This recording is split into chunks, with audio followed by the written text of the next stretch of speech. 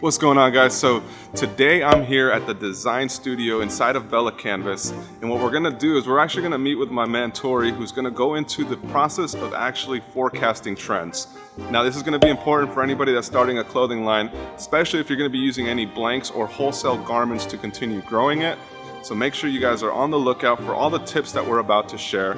And more importantly, remember that if you have any questions or if there's anything that I may have missed in the video, make sure you expand that link right down below, which will have additional notes regarding the video, and more importantly, allow you to sign up to the insider list and new programs that are launching. But more importantly, I'm super excited to meet with Tory because I know that this video is about to be fire. And as far as I know, I think he's right over there. Oh. Dude.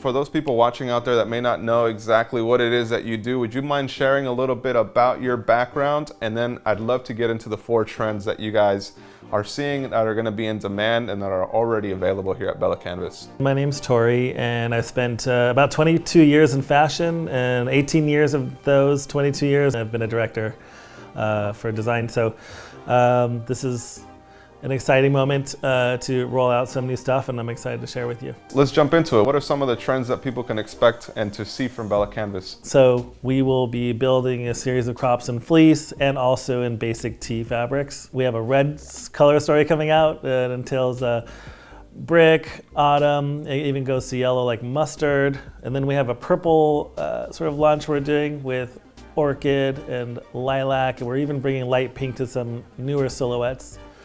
More importantly, those are things that you guys are already seeing are going to be trending in the market this year, right? So you guys are getting ahead of the curve on that, or? Yeah, I mean, I feel like we did lilac prism last year and it was kind of ahead of the curve. So now we're trying to see if the lilac's going to hit. And we were building kind of around some of the lighter purples and more 3/4 step, half color steps between normal colors in the color story.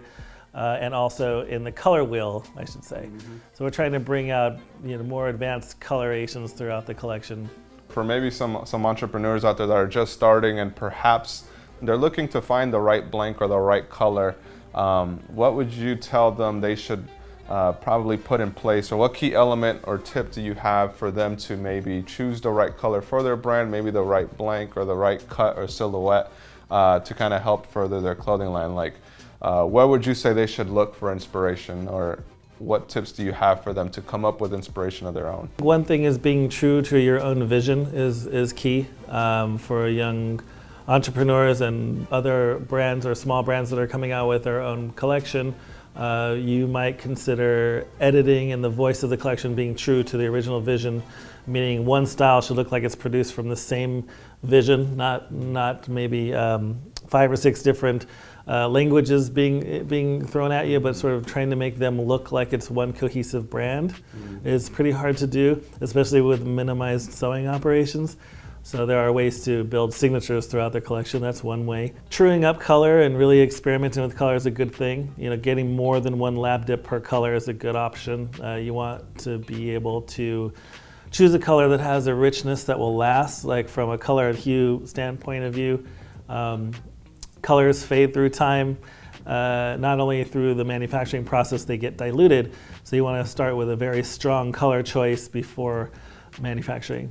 So tell us a little bit about the color selection and some of the things that you guys are working on here. Well, everyone brings a different viewpoint in the market to the table. So when we have our forums once every 3 weeks or so, we have marketing, sales, data analytics, and tech design or design, and we're involved in those conversations. Everyone has a different view on what's trending, what color is trending at that moment.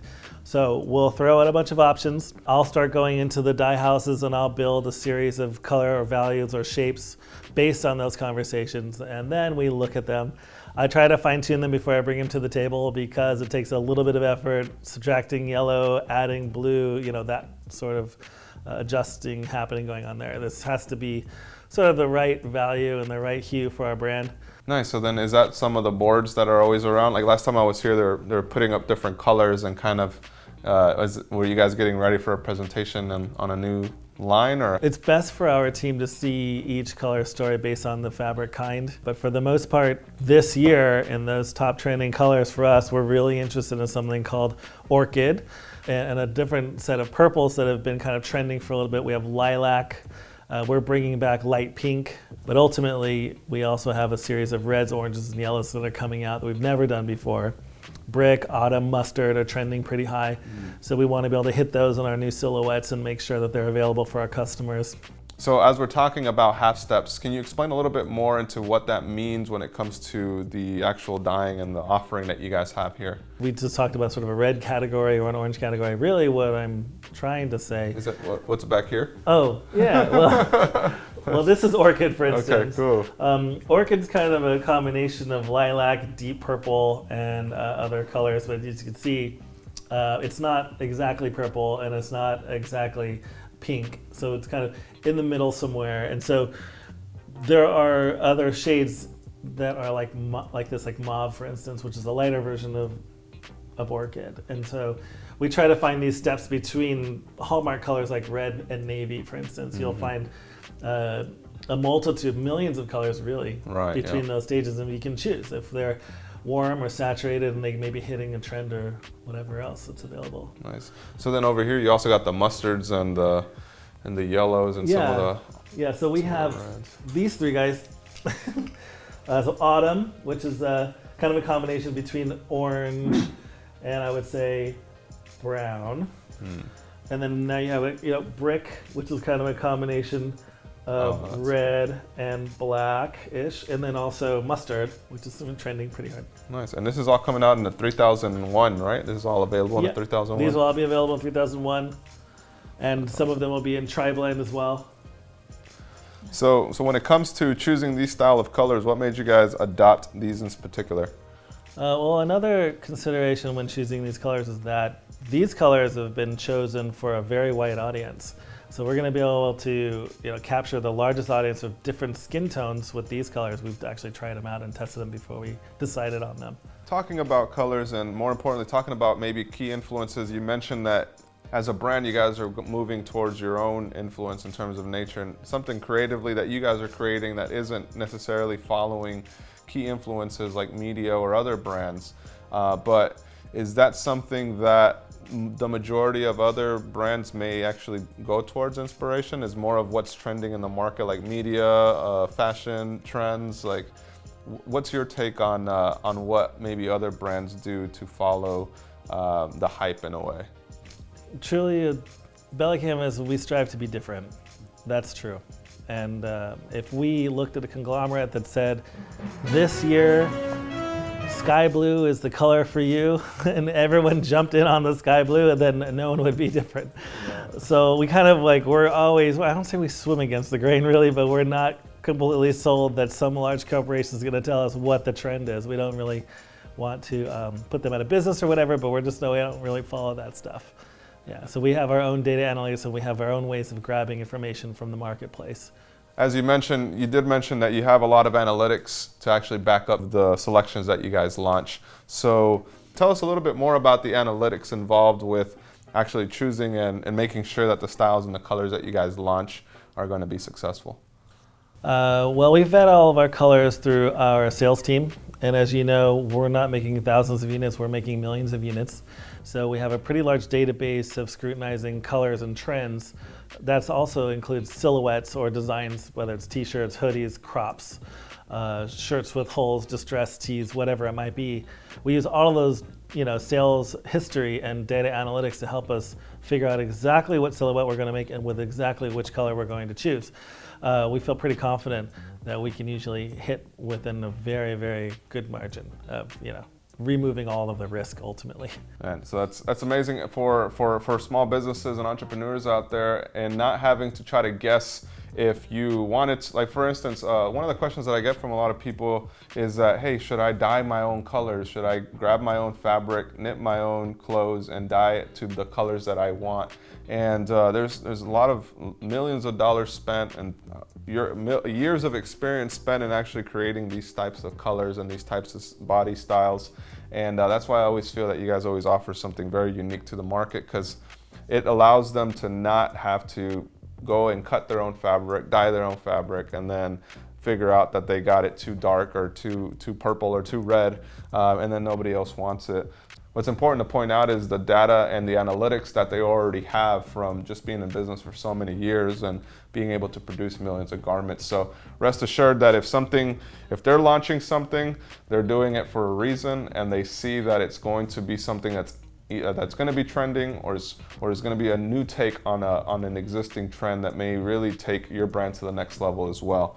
Great information that Tory's been sharing, and everything that he's been talking about and discussing in this video about forecasting the new trends is actually being applied in real time. So Tory, can you tell us a little bit about the new collection and what we can expect? You can expect crops, and the reason I want to bring the crops up again is that we study the length of the crop. How short is it going to be? How much of the midriff can you show? And so we kind of threw out a very rounded collection of different crop lengths. So it's not just hitting you in one spot. It kind of moves around depending on what you're wearing and what your trend is. So we're trying to fine-tune crops for this year as well. What were some of the biggest hurdles in bringing these new styles to market? Being sure that they seem like they belong in our collection, because as our collection gets bigger, it's sometimes more challenging to scrutinize trend and find out what those trends are that fit within the language of our category and within our collection. So it's pretty easy to just drop any style in, but it still has to look the part and smell the part and look like, like it belongs in our family of styles. So what's some of the process that undergoes, or the scrutiny that's taken at the director level in order for that to work? I never say no to any suggestion. I mean, I think we're a team, and that's number one for me. Number two, there's no real hierarchy between someone knows better than someone else, so it's kind of a little bit more interesting to sort of take suggestions from everyone, and then we just whittle it down from there and try to figure out if it's going to work or not. I'll put it through the filter, sewing operations, the look, the sleeve width, our sort of general pattern block, what our slopers look like, what do the shoulder angles look like, how far is the armhole drop, what's the width of a t-shirt, those kinds of conversations. And then we'll go through fabric and fiber through our standards that we talked about, I think, in another video.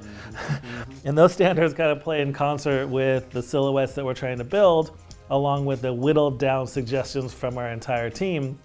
And that's how that's our editing vehicle. That's how we get through some of the editing of those styles. And there's a lot to it, actually. For brands out there that may want to catch on to a trend or perhaps launch something in the market so it's alongside of the trend that's upcoming. Well, and the smaller companies might not have the data analytics that we have. So we're hoping that they might sort of support our direction by sort of either buying, going into our blinks, or trying to mimic colors that we think are we're not going to launch colors that, with hundreds of thousands of units if we don't feel it's going to work. We rarely want to get caught with inventory. So not to mention, sometimes on staff, a person that looks the part might not actually be the person to choose the color or the direction of the color. So what's a milestone that Bella Canvas has reached when it comes to either selecting colors, using certain fabrics, or launching the largest collection for the wholesale market when it comes to fashion-forward designs? We totally redeveloped the tri-blend in the industry as a 40 singles jersey, 50% poly, 25 cotton, 25 rayon, our tri-blend tee. We have such a tremendous amount of time and development into that category that it's starting to show in the back end of sales. And so it's a very stable fabric and a stable t-shirt. So we're really excited about seeing this growth and the opportunity for us in the marketplace to own this fabrication in the basics category, and I think we've done a pretty good job of doing that. Another key point that I want to touch on before closing of this video is the importance of being able to select and use multiple colors in your clothing line. All right, so don't just go with the basic black or white. Try to integrate a little bit more colors into your brand's designs. and you'll have the confidence of knowing that the colors that are selected here are going to be colors that are going to be trending in the market, but more importantly are going to be a blank that you could easily print on and not have any complications with. Every new fabric and every new dye that they use, they test to make sure that it's going to be something that you'll be able to easily produce and manufacture on your end, so you can simply worry about the designs that are going to come onto the actual shirts, perhaps the labeling that may come in it. So sleep comfortable at night knowing that whatever you decide from Bella Canvas is going to be something that's going to work for your brand. All right, so Tory, thank you so much for having us here again, man. Thank you. This is amazing. Thanks for coming in. It is amazing for you sharing your expertise and your knowledge in the industry, and everything that you guys are creating has just been something that is continuing to blow up. And every time I see somebody with a Bella Canvas shirt, I'm like, oh, it's pretty cool. Like, you could tell which ones were created. So this is the guy and this is the team that creates everything that you guys see on the website and everything that is launched out in the market. So if you guys have any questions, make sure you leave those as a comment right down below. More importantly, check out the related videos for this. We did some great videos with designs and forecasting and production and cut and sew. So you guys will be able to check all those out in the related playlist. And make sure you check out the notes located right down below, where you guys can also check out their YouTube channel, as well as sign up to the insider list, where you guys can get free PDF downloads that'll continue helping you start and grow your clothing line. And as always, guys, I'll check you out in the next video. Bye.